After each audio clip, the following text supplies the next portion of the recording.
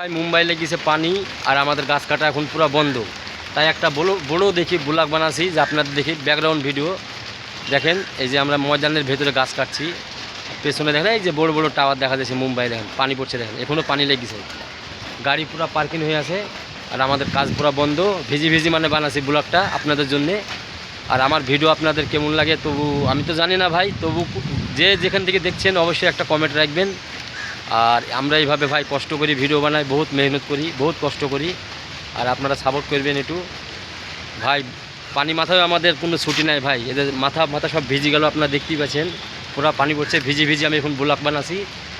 আর এই যে আমাদের এইটা হচ্ছে রুজি রুটি ভাই, এই নারকেল বেচে আমাদের রুজি রুটি হয়।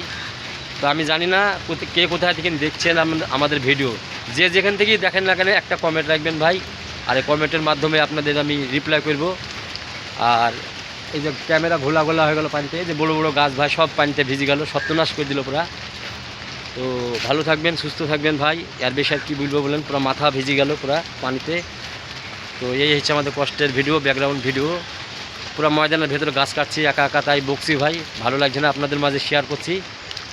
তো অবশ্যই ভালো থাকবেন আর ভিডিওটা শেয়ার করবেন, আর আমাদের এই কষ্টটা একটু শেয়ার করবেন। ভালো থাকবেন।